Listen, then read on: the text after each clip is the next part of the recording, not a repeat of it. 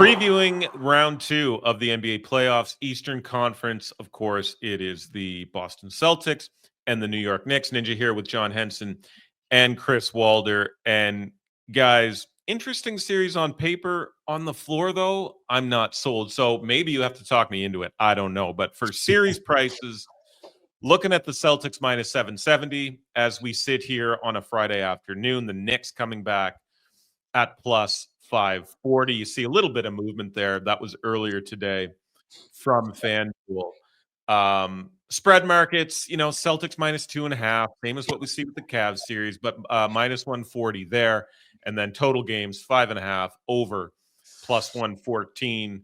And reasonable, I think. Like Chris, regular season series, incredibly one-sided. Celtics went 4-0 with an average margin of victory of 16.3 points.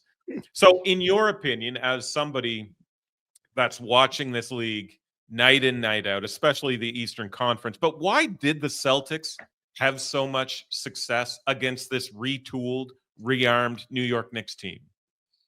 Well, it's because the New York Knicks couldn't defend the three-point line. Like, New York ranked 10th and 5th, respectively, during the regular season in opponents' three-pointers made and attempted, but just 26th in opponents' efficiency, which does matter. But against the Knicks specifically, Boston made 36 more three-pointers than they did in that 4-game series. That's tied for the 4th biggest differential in a 4-game season series since the three-pointer was introduced. And you'd think that, like, the combination of OG Anunoby and Mikal Bridges, like two elite defenders on the wing, to combat Jayson Tatum and Jalen Brown, like their distinct purpose is for a series like this to stop that combination of superstar forwards on Boston. But throughout the course of the regular season, if they were like stranded out there on the three-point line, they were just knocking down whatever they wanted. And Anunoby and Bridges were kind of left obsolete. Like, it's kind of ridiculous. We know how in love Boston is with the three-point shot. And if New York can't combat that and stop that at all, there's a reason why not only did New York get blown out in all 4 of those games, but it's also a reason why New York couldn't beat any of the top-tier teams in basketball. I think they were winless against the Cavaliers as well. They were winless against the Oklahoma City Thunder. This is just one of those series. And we talked about it in like the Pacers Cavaliers series, where like you can't look at the record, it doesn't really matter. Like in context is everything. In the case of this, it absolutely does matter.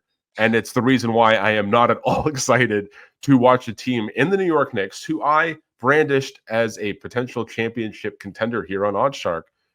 They're going to let me down in a big way. I'm going to regret that pick even more so than I do now. And Boston is going to light them up just like they have done many times before.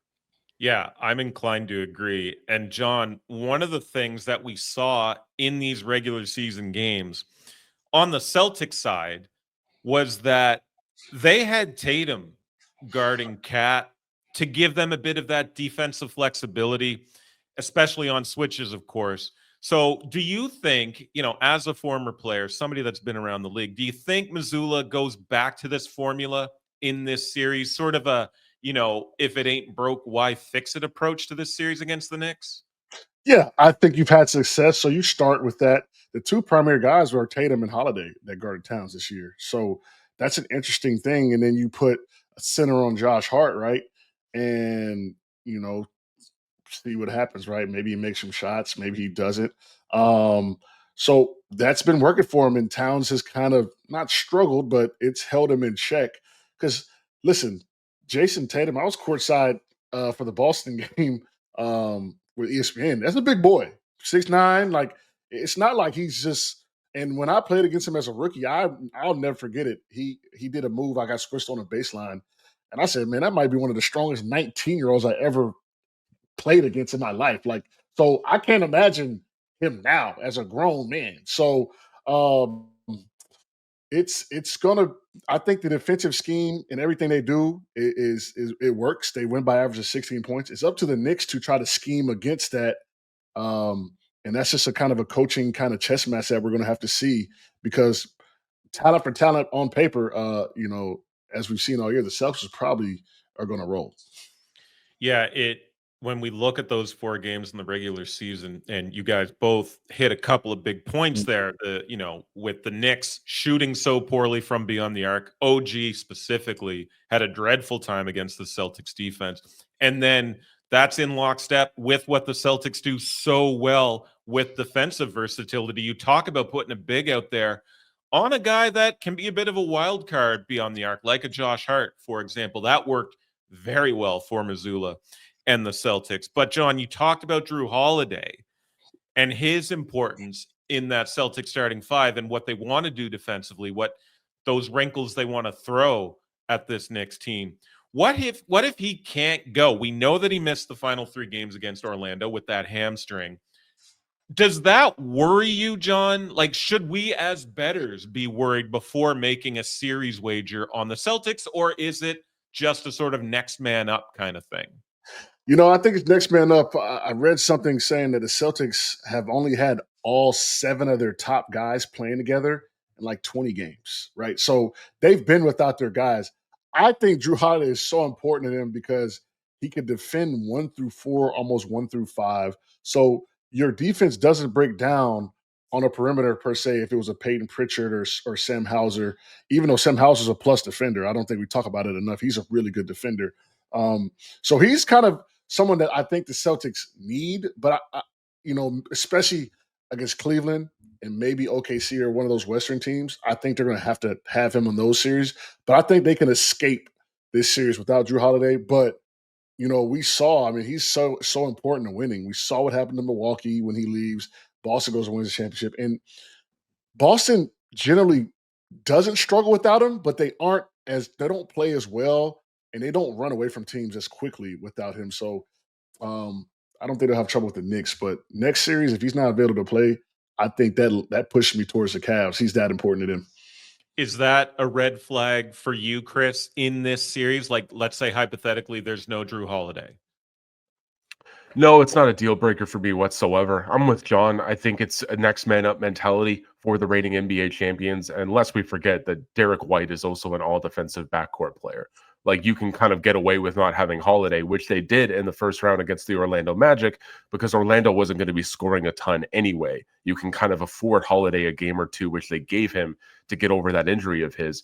In the Eastern Conference Finals, that won't be the case because Cleveland is stacked. And again, we are assuming that they do get past the Indiana Pacers, of course. I don't mean to disrespect Indiana, but this is the matchup we're all anticipating. This is the matchup that odds makers are projecting as well.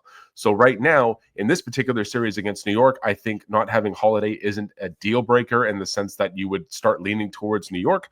But at the same time, if this does continue to be an issue, just like we kind of thought would be the case with Tatum and his wrist, he recovered just fine and put up monster numbers in the first round against Orlando. Holiday, they can overcome his absence. Peyton Pritchard can give them some more minutes off the bench. He's the 6th man of the year. Give them some offense to compensate for his lack of defense. But no, Boston will be just fine with or without Holiday, at least for the time being.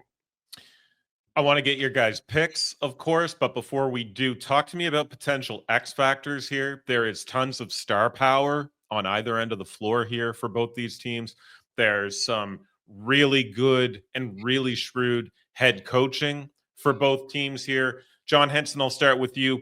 What is one X factor that you anticipate that we should look for here in this series between the Celtics and Knicks? You had a tough time. I got a couple, even coming out a double X factor, but I'm gonna go first with Josh Hart. We talked about the center guards, and he was 1 for 9 during the regular season in threes, and he's also gets his team extra possessions. If Josh Hart gets his team extra possessions and hit threes, I think it changes the kind of flow of his series. And then also my biggest factor is Towns and Brunson playing defense. The Celtics put Towns in 134 pick and rolls. That's 51 per 100 possessions in the regular season, the most of any defender Boston has played this year. And there was 31 ball screens for Brunson, which was 5th most out of all players in the whole NBA. So they target those guys on offense, as we've seen, in the past, and that's probably part of why they're 4-0. They figured out that strategy, something we're not talking about.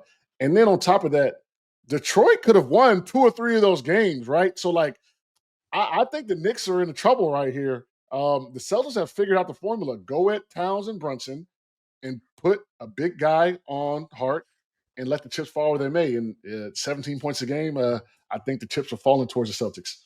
The Pistons were there, man. Shout out Cade Cunningham and the preseason team of the huddle, the Detroit Pistons. Chris, what about you? What about an X factor? Is it a star player? Is it X's and O's? What are you looking at here? Well, I thought the preseason team of the huddle was the Brooklyn Nets, a favorite of Mr. John Henson. All the smack talk we talked about, that over-under win total, which I'm still eating crow about to this day. That's neither here nor there. Shout out to the Detroit Pistons, a heck of an effort in that series against New York. But you want to talk about pressure? There's no one player in this series that's facing more pressure right now than Mikal Bridges, because we can talk until the cows come home about the treasure trove of assets that New York gave up to acquire him, the limitless amount of first-round picks. And he played kind of okay against Detroit. He was averaging 16.2 points against Detroit. Didn't shoot the rock particularly well, especially from three-point range, but kind of to bounce off of John's point about Karl Anthony Towns and Jalen Brunson and their questionable defense.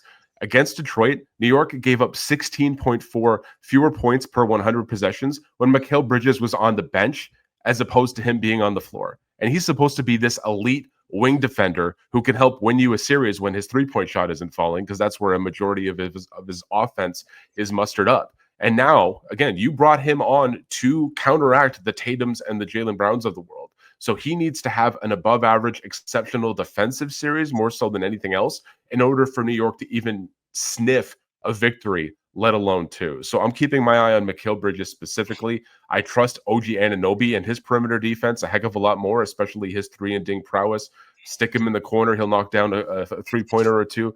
But Mikal Bridges, he needs to silence a lot of the haters in this series, because if not, the noise over the course of the offseason in terms of what New York had to give up to acquire him, it's going to be loud to the point of nuisance. It's insane. Let's talk picks then. And much like Cavs Pacers, you almost sort of have to get a bit creative if you want to bet in this series, whether, it's an exact series outcome or what have you. John, I'll start with you. What are you looking at betting for this Eastern Conference semi here? I like the value on under 5.5. I like Celtics in 5. So, I think under 5.5 to keep it simple. The Knicks may get their first win against the top three team in the NBA. They're 0-10 at the moment, but you can't tell me they're going to get 4 wins against a top 10 team. And then also, we talked about it, all 4 wins against the Pistons could have literally went the other way. Celtics are just much more talented. And so I'm going to go under 5.5 for the series. Chris, what about you? I'm not getting creative whatsoever. The New York Knicks are getting swept. It's a wrap. And I feel bad to say that, because, again, they were my sleeper pick to become NBA champions. But I got them to win this series in 4 games. It's actually better value at plus 360 if you project a sweep, as opposed to plus 220 if you believe that they're going to steal a game. The Boston Celtics, they're 20-4 over their last 5 postseason matchups. They dropped 3 games all of last postseason en route to becoming the NBA champions.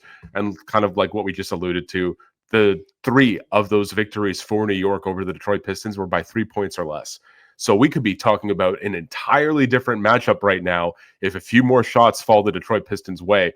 I mean, it took a Jalen Brunson three-pointer, probably one of the top moments of the playoffs so far, at near the end of the fourth quarter, for New York to even get to this point. And now they get the Boston Celtics, who they've had 0 success against and cannot stop them from shooting three-pointers to their heart's content. I expect this to be a quick series. I hope it is, because I am not looking forward to it whatsoever. Celtics in 4.